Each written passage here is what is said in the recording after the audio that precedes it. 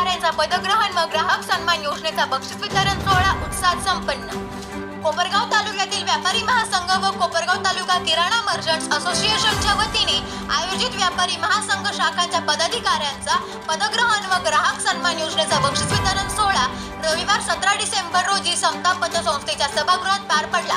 या प्रसंगी प्रसिद्ध उद्योजक डॉक्टर संजय मालपाणी, संगमनेर तालुका व्यापारी महासंघाचे अध्यक्ष तथा राज्य सहकारी पतसंस्था फेडरेशनचे अध्यक्ष काका कोयटे, आमदार आशुतोष दादा काळे, अनुराधा मालपाणी, किराणा मर्चंट्स असोसिएशनचे अध्यक्ष राजकुमार बंब, कार्याध्यक्ष सुधीर डागा, अजित लोहाडे, उपाध्यक्ष केशवराव भवर, नारायण शेठ अग्रवाल, कोषाध्यक्ष तुलसीदास कुबाडी, महासचिव प्रदीप साखरे, गुलशन होडे, किरण डागा यांच्यासह व्यापारी महासंघ व किराणा मर्चंट्स असोसिएशनचे सर्व संचालक, सभासद, व्यापारी व नागरिक उपस्थित होते। यावेळी डॉक्टर संजय मालपाणी, आमदार आशुतोष काळे, युवा नेते विवेक भैया कोल्हे यांच्या हस्ते ग्राहक सन्मान योजनेतील विजेत्यांना बक्षीस वितरण व व्यापारी महासंघाचे संचालक गुलशन होडे, महावीर सोनी, संतोष गंगवाल व अन्य पदाधिकाऱ्यांना नियुक्तीपत्र देण्यात आले। या योजनेला पाठबळ दिल्याबद्दल आमदार आशुतोष दादा काळे व युवा नेते विवेक भैया कोल्हे यांचा व्यापारी महासंघ व कोपरगाव तालुका किराणा मर्चंट्स असोसिएशनच्या वतीने सत्कार करण्यात आला। यावेळी उद्योजक डॉक्टर संजय मालपाणी यांनी श्रीमद भगवद्गीतेतील श्लोकांचे दाखले देत आपल्या ओघवत्या शैलीत बदलत्या व्यापारी पद्धती या विषयावर मौलिक मार्गदर्शन केले। सुधीर डागा यांनी पाहुण्यांचा परिचय करून दिला। केशवराव भवर यांनी आभार मानले।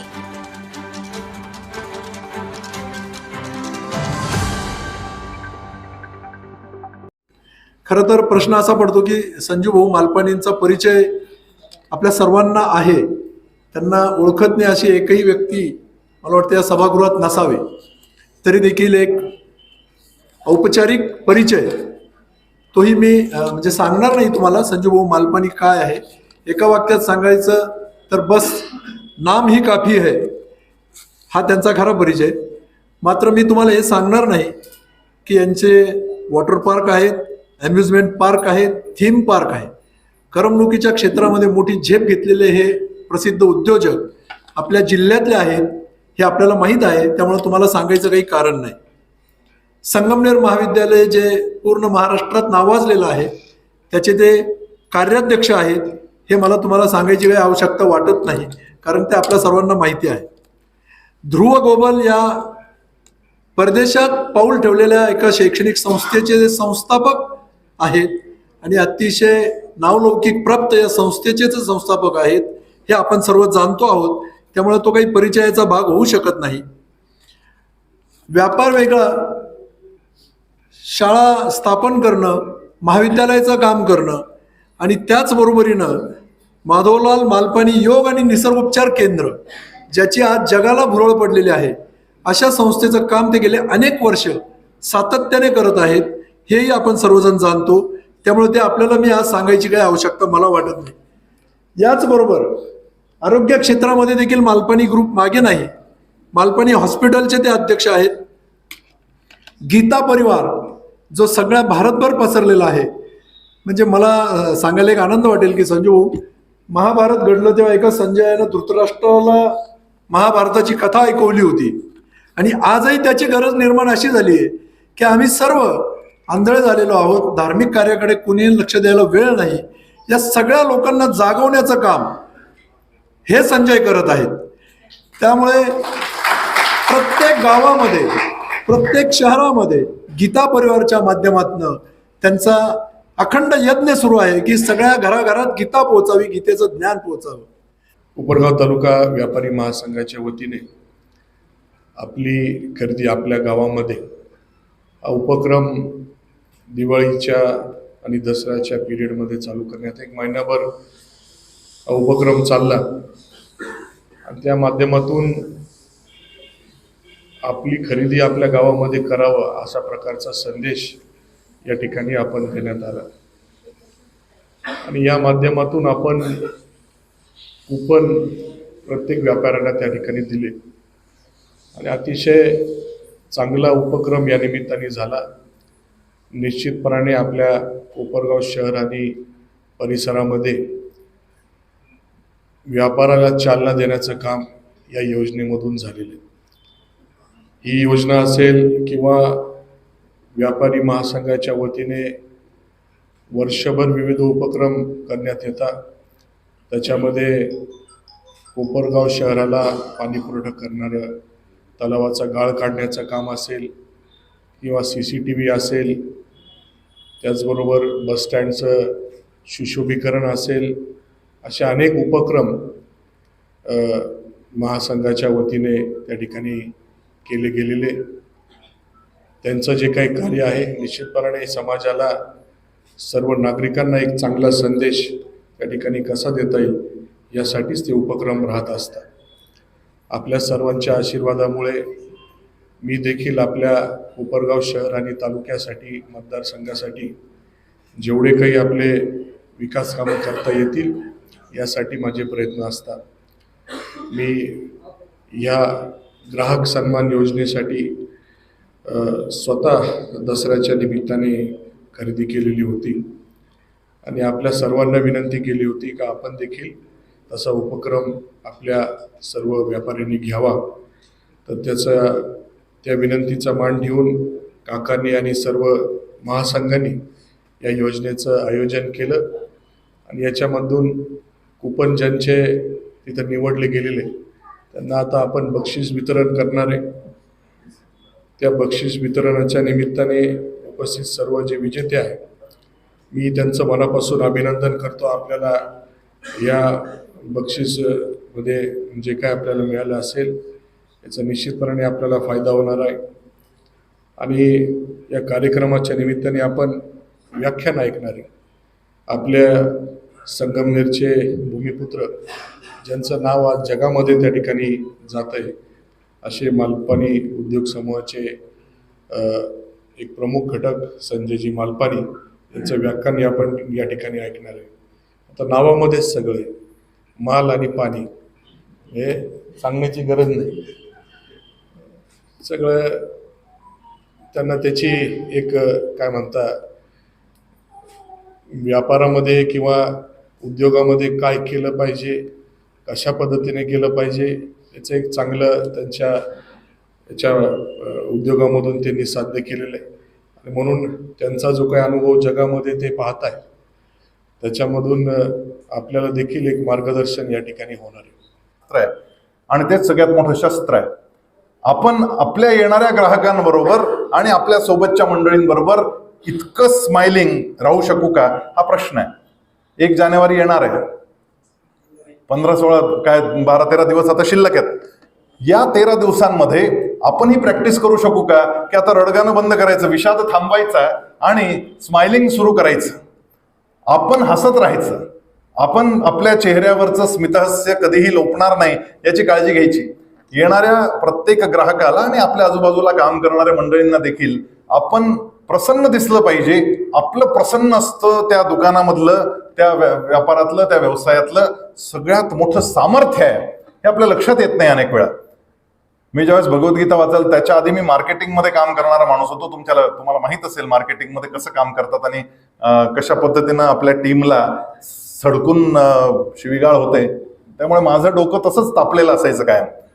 आणि ज्यावेळेस मी हे वाचायला लागलो आणि मी ठरवलं की नाही आपल्याला बदललं पाहिजे आता, आणि मी प्रयत्नपूर्वक मी रोज रात्री लिहून ठेवायचो की आज किती वेळा स्फोट झाला, किती वेळा आपण चिडलो, किती वेळा रागावलो. कारण ते वाचता वाचता 3ऱ्या अध्यायामध्ये मला एक श्लोक सापडला. त्याच्यामध्ये अर्जुनानं प्रश्न असा केला माझे शत्रू कोण आहेत, आणि त्यानं सांगितलं तुझे शत्रू मी तुला सांगतो कोण आहेत. ते शत्रू जे आहेत तुझे तो दुर्योधन दुःशासन नाही आहे, ते द्रोणाचार्य भीष्माचार्य नाही आहेत शत्रू.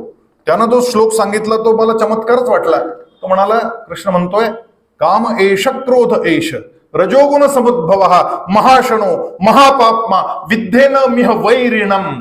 सगळ्यात मोठे वैरी जर तुझे कोण असतील तर तुझ्या कामना आणि तुझा क्रोध आहे. मी म्हटलं मरा आपण तर दिवसभर फायर फाईट करत असतो, दिवसभर आपलं डोकं गरम राहतं. पुढं अजून गेलो, पुढं तर त्याने एका श्लोकात सांगितलं की नरकाचे दरवाजे 3. तिथं गेलं की तुम्ही नरकाच्या दरवाज्यात उभे होता. आणि मग नरकाच्या दरवाज्यात काय कोणते दरवाजे आहेत हे त्यांनी सांगितलं, त्रिविधन नरकस्येदन द्वार नाशनम आत्मना. त्रिविधन नरकस्येदन द्वारन म्हणजे 3 आहेत नरकाचे द्वार. त्रिविधन नरकस्येदन द्वारन नाशनम आत्मना, तिथे गेला की तुमचा नाश होतो. काम क्रोधस तथा लोभस तस्मादेत त्रयन त्यजेत. काम क्रोध लोभ हे तीन तुझे नरकाचे दरवाजे आहेत आणि त्यामुळे हे तीन सोडले पाहिजे. तर मी परत विचार करायला लागलो की कमाल आहे बा, आपण तर दिवसभरात 5-10 वेळा कमीत कमी नरकाच्या दरवाज्यात जाऊन येतो. आणि त्याच दिवशी योगायोगानं आमच्या एका मित्राचे आजोबा एक्सपायर झालेले होते. तर संध्याकाळी मी बसायला गेलो त्यांच्याकडे. आता मित्रच होता त्यामुळे काय असं वेळ पाहून जायचं नसतं, आपण केव्हाही जाऊ शकतो. तर मी संध्याकाळी 7:30-8ला गेलो. त्यांच्या घरी ती पोथी चालली होती, गरुड पुराण नावाची एक पोथी असते, ती चालली होती. आता अशा प्रसंगी गेल्यानंतर जे काही समोर चाललेलं आहे ते निमूटपणे ऐकावं लागतं. आणि त्यामुळे मी आपला गपचूप बसलो. तर काय चाललंय ते आवाज येत होता त्यांचा, ते भटजी म्हणत होते काहीतरी सांगत होते, ते ऐकत बसलो. त्याच्यामध्ये नेमकं त्या दिवशी नरकाचंच वर्णन आलं. तुमच्यापैकी कोणी ऐकलं असेल तर तुम्हाला ते माहित असेल. भयानक आहे ते. त्या वैतरणी नदीतून, ती नदी म्हणजे ती कसली नदी आहे, तर रक्ताचे पाठ वाहतात, पू आहे, त्यात मलमूत्र आहे, आणि त्यातून खेचत तुम्हाला नेतात ते यमदूत नरकात न्यायला. आणि तिथं नरकाच्या दरवाज्यावर गेलं की तिथे आधीपासूनच 2 उभे असतात यमदूत, काळे कभिन्न असतात. आणि तिथे गेले की तुमचं शिरच्छेद करतात, तुमचं मुंडकं उडवतात. तुम्हाला ते आतमध्ये एक त्यातला जो असतो ते तुमचं मुंडकं धरून आतमध्ये नेतो, दुसरा असतो तो धड धरून नाचत नाचत आतमध्ये नेतो. आणि आतमध्ये उकळत्या तेलाची कढाई असते आणि त्या कढईमध्ये 2ही ॲटम टाकले जातात आणि त्याचे भजे तयार केले जातात. हे सगळं तो सांगत होता. मी म्हटलं का आपलं काही खरं नाही बा. आता आपण तर 3-3दा नरकाच्या दारात जातोय आणि हे रोज आपलं भजे होतंय. काही तथ्य वाटत नाही. पण हे सगळं इलॉजिकल वाटतं. असं कुठे असतं का? आता पहिलंच मेला त्याचं काय तोंड राहिलं का शिल्लक? तिथं देह सोडून गेला तर तोंड काय उडवतो तिथे गेल्यानंतर? माझ्या डोक्यात मात्र तो विचार सारखा घुमत होता, सारखा विचार चालला होता की हे काय भानगड आहे, हे काय सांगतायत. आणि मग माझ्या लक्षात आलं की याच्यात तथ्य आहे. ज्यावेळेस आपण रागात येतो, ज्यावेळेस आपण क्रोधात येतो, त्यावेळेस आपला विवेक हा हरपून गेलेला असतो. आपलं सबकॉन्शियस माइंड अनकॉन्शियस झालेलं असतं. आपण डोकं वापरतच नाही त्यावेळेस. आणि त्यामुळे आपलं डोकं, आपला शिरच्छेद झालेलाच असतो त्यावेळेस. डोकं न वापरता आपण अद्वा तद्वा बोलतो म्हणजे आपला शिरच्छेद झालेला असतो. आणि त्यावेळेस जर आरशात पाहिलं तर आपला चेहराही लाल दिसतो आणि बॉडी थरथर करत असते. म्हणजेच आपलं उकळणं चालू असतं, आपलं भज झालेलं असतं. आणि ते जे उकळणं आहे ते आतमध्ये आपल्या रक्ताचं असतं, ते रक्त उसळत असतं. तुमचा बीपी खालीवर होत असतो. आणि त्या ब्लड प्रेशरमध्ये हळूहळू तुम्हाला डायबिटीस लागतो, ब्लड प्रेशर लागतं. अशा अनेक व्याधी तुम्हाला जडतात.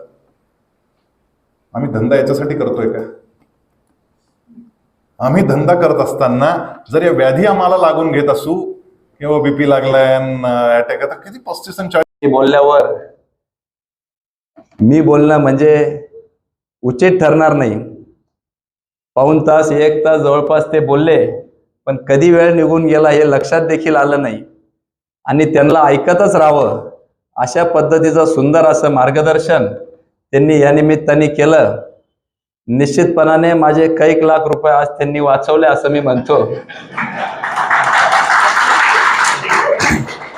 कारण की लाख रुपयाचा सल्ला मला फ्रीमध्ये आज ऐकायला मिळाला.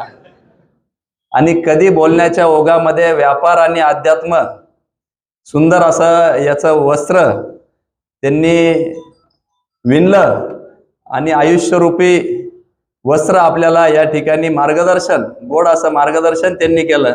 त्याबद्दल मी आपल्या सगळ्यांच्या वतीने आणि कोपरगावकरांच्या वतीने विशेष खरं तर त्यांचे आभार मानतो. मी सुधीरजी म्हटल्याप्रमाणे त्यांचे अनेक मार्गदर्शनाचे व्याख्यानमाला काका आपल्याला घ्यावा लागेल. आणि तरुणांसाठी खरं तर फार आजचा दिवस आणि आजचं व्याख्यान हे महत्त्वाचं होतं. माझ्या दृष्टीने माझ्या आयुष्यात देखील अनेक कार्यक्रम आम्ही जातो, भेटतो, ऐकतो. परंतु आज एक वेगळ्या प्रकारचं व्याख्यान निश्चितपणाने ऐकायला मला मिळालं आणि हे माझं भाग्य समजतो. खरं तर व्यापारी महासंघ नेहमीच अग्रेसर या कोपरगावच्या बाजारपेठ फुलवण्याकरता असतं. आणि त्याचाच भाग म्हणून या ठिकाणी आज व्यापारी असोसिएशननी जे काय ग्राहक सन्मान योजनेचं बक्षीस वितरण सोहळा ठेवला. खरं तर आपण बदलत्या युगामध्ये महात्मा गांधी म्हणायचे, change is the only thing which is constant. आणि या बदलत्या युगामध्ये जर आपण व्यापारी बांधव म्हणून जर बदललो नाही तर निश्चित रूपाने स्पर्धात्मक युगामध्ये आपण कुठंतरी मागं पडल्याशिवाय राहणार नाही. आणि म्हणून येत्या काळाशी झुंज द्यायची असेल तर आपण आपल्या व्यक्तिमत्व विकासापलीकडं व्यक्तिमत्व विकास केल्याशिवाय आपण आपल्या व्यवसायात देखील बदल घडू शकणार नाही, हे तितकंच खरं आहे. संजयजी मालपानींनी अतिशय छोट्या छोट्या माणसापासून छोट्या छोट्या कार्यपद्धतीत बदल केल्यावर कसा मोठा परिणाम होतो याचं सुंदर उदाहरणासहित त्यांनी आपल्याला सांगितलं. आणि वास्तविक बघता आपण जर बघितलं तर प्रत्येकाच्या जीवनामध्ये आपल्या व्यक्तिशः आपण आपल्या व्यक्तिगतरित्या जर बदल केला तर आपल्या भोवतीचं जग बदलल्याशिवाय राहणार नाही, हे देखील तितकंच खरं आहे. आणि याच वातावरणामध्ये कोपरगावचे व्यापारी राहिले पाहिजेत. विशेषतः संजू, आमचा जो काही उद्देश होता की कोपरगावच्या बाजारपेठेमध्ये सकारात्मकता आली पाहिजे, तोच उद्योग किंवा तोच मार्गदर्शन, तोच संदेश तुम्ही तुमच्या व्याख्यानातून निश्चितपणे दिलेला आहे. किती नुकसान झालं याच्यापेक्षा किती फायदा झाला, अर्धा ग्लास कसा भरलेला आहे हे व्यापाऱ्यांनी बघितलं पाहिजे. दुर्दैवानं आमच्याकडं अनेक वर्षापासून कोपरगावात काही राहिलंच नाही, कोपरगावात काही राहिलंच नाही, कोपरगावचा व्यापार बसला, हे जे वातावरण निर्माण झालेलं होतं ते नष्ट करण्याचा आम्ही या दीपावलीमध्ये प्रयत्न केला. संजीवनी उद्योग समूह आणि कोसाका उद्योग समूहाच्या माध्यमातून जी काही ग्राहक सन्मान योजना आम्ही काढली त्याच्यामधून खूप उत्साहाचं आणि खूप सकारात्मक वातावरण या कोपरगावमध्ये निर्माण करायला आम्ही यशस्वी झालेलो आहोत. आणि त्याच्यामध्ये दुधामध्ये साखर तुमच्या व्याख्यानानं संजू आज निश्चितपणे टाकलेली आहे. ही साखर अशीच विरघळायचा प्रयत्न आम्ही निश्चितपणे आमच्या दुधामध्ये करू. विवेक भाईयांनी आत्ता जे काही सांगितलं मला, तुम्ही समतोल राखायचा प्रयत्न करा. एक व्यासपीठावर झालेला विनोद मी तुम्हाला सांगतो. शेजारी आशुतोष दादा बसलेले होते, फॅक्ट आहे बरं का. संजूनी त्यांना सांगितलं की संगमनेरला येत चला. आशुतोष दादा म्हटले ते काम आम्ही संगमनेरला जायचं विवेक भाईयांकडे दिलेलं आहे.